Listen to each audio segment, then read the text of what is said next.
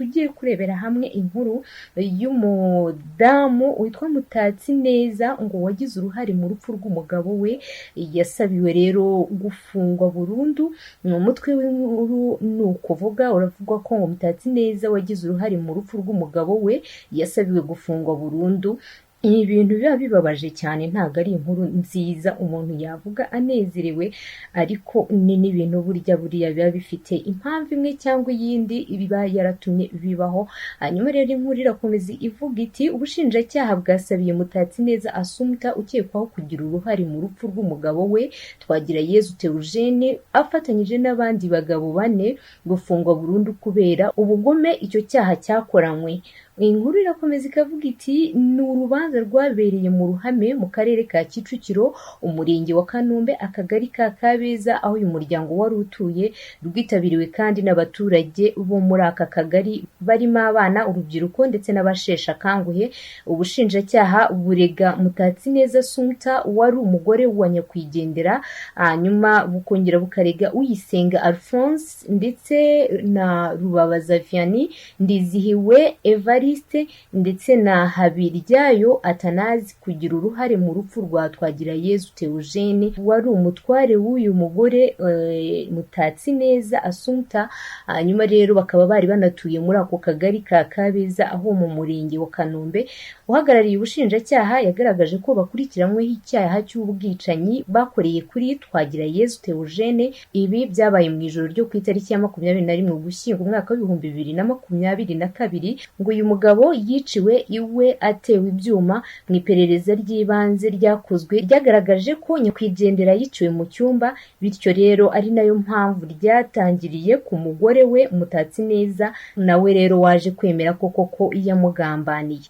Ubushinjacyaha kandi busobanura ko Uyisenga yari yitwaje inyundo ari kumwe na Rubabaza ndetse bayimukubita inshuro 2 mu bitugu ndetse kandi banamutera ibyuma mu gihe umugore we yari agiye hanze kubacungira umutekano. Ubushinjacyaha bwasobanuye kandi ko aba bagabo bagerageje kumwica bakoresheje uburozi, aho bamuhaye inyama z'imbwa ariko kandi ngo ntiyapfa. Ku itariki ya 19 Ugushyingo umwaka wa 2022 nabwo kandi ngo bagerageje kumwica ariko nanone ngo ntiyapfa. Mwibazwa rye mu bugenzacyaha Mutatsineza yemeje ko yabikoze koko, ariko kandi ko ngo yabitewe no kuba yarabanye n'umugabo we hatarabayeho gukundana. Yese kandi abisabira imbabazi umuryango w'umugabo we n'umwana we yavukije uburenganzira bwo kurirwa na se. Ubwo perezida w'inteko iburanisha yabazaga ababuranyi niba ibyaha baregwa babyemera, Mutatsimpundu yagize ati icyaha ndegwa ntacyo nemera. Uyisenga, Rubabaza, Ndizihiwe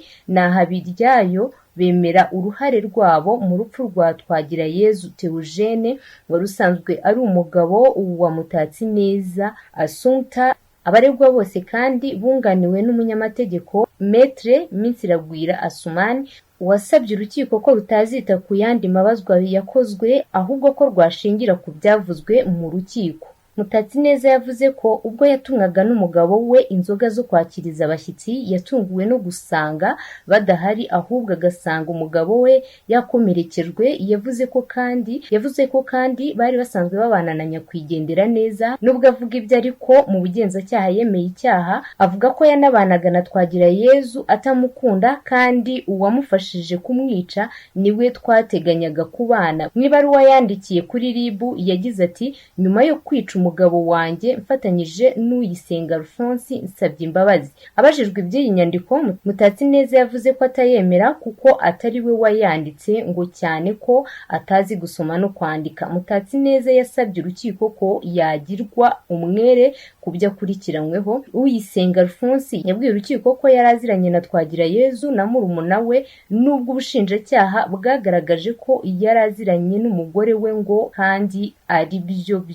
Yasobanuye kandi ko Twagirayezu we yamubwiye ko afite ikibazo cyo kudakora neza inshingano z'urugo, gutera akabariro, amusaba kumushakira abantu bamuvura, ndetse kandi ngo yanamuzaniye Abanyatanzania bagerageje kumuvura ariko ntibabikora neza. Nyuma rero ngo yaje kumushakira abandi bavuzi, aribwo Rubabaza na Habiryayo bavuye mu karere ka Nyaruguru bamuha umuti ariko ngo ntiyabishyura amafaranga yose. Ubwo Rubabaza rero yari agiye kwishyuza ayasigaye ngo Twagirayezu Yezu nibwo yagiye mu cyumba cye azana inyundo ashaka kuyibakubita, ariko Rubabaza aba ari we uyimukubita inshuro 3. Yavuze kandi ko uyu mugabo yishwe umugore we yagiye kuzana inzoga zo kubakiriza n'izo gukoresha kuko ngo Twagirayezu yashakaga ko bamutsirika ntazongere kurogwa. Ibi ariko yavuze bitandukanye n'ibyo yavugiye mu bugenzacyaha, kuko Uyisenga yemera ko bari bafite gahunda yo kuzabana na Mutatsineza, bategura uburyo bwo kumuroga bakanamwica. Mu mvugo ye yaravuze ati, imvugo zanjye mu bugenzacyaha sinzemera bitewe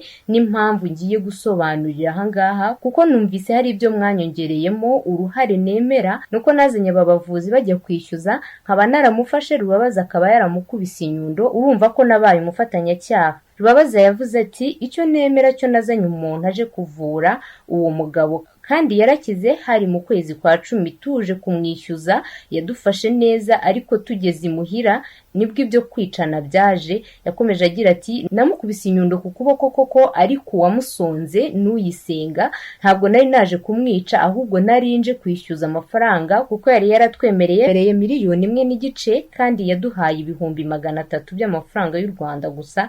Ndizihiwe yasobanuye ko Uyisenga ari we wamusabye ko amufasha kumushakira umuvuzi, ari nabwo yamushakiye abaturuka i Nyaruguru barimo Rubabaza. Habiryayo we rero yavuze ko icyo yemera ari uko yazanye imiti akayishyikiriza Uyisenga, ariko kandi atigeze agera kwa nyakwigendera. Aba bose nk'uko bigaragara bunganiwe n'umunyamategeko Minsiragwira Asumani, wagaragaje ko abemeye icyaha bakwiye kugabanyirizwa igihano, kandi ko ibyavugiwe mu rukiko ari byo byazahabwa agaciro.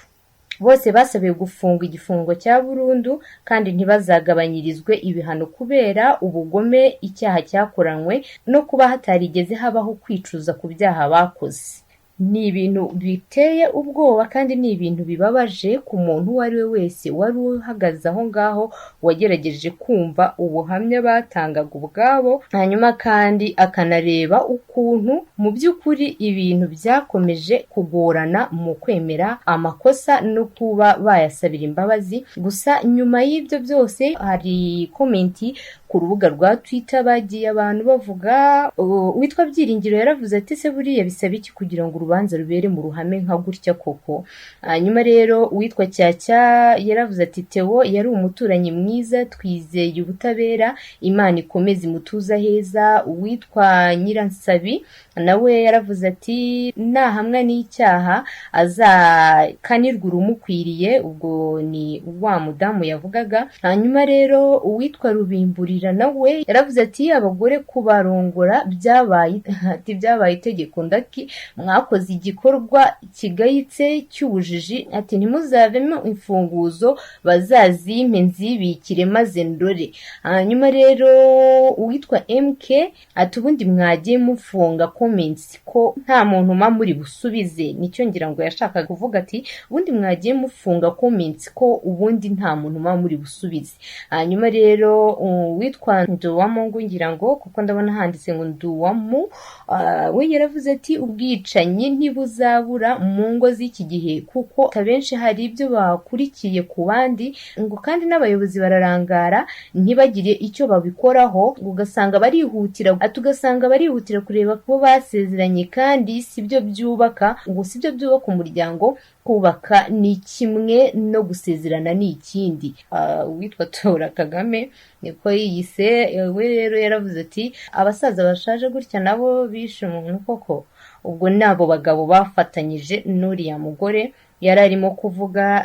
Nyuma rero uwitwa Duwayo nawe yaravuze ati, babakanira urubakwiriye, Theo ntiyarakwiye gupfa kariya kageni. Hanyuma rero undi nawe aravuga ati, nyamara uru rubanza rwaratinze, bizarangira aba bantu babaye abere kwaje umuntu uko yishwe n'abo bantu banabyiyemerera, habuze iki bakatiwe.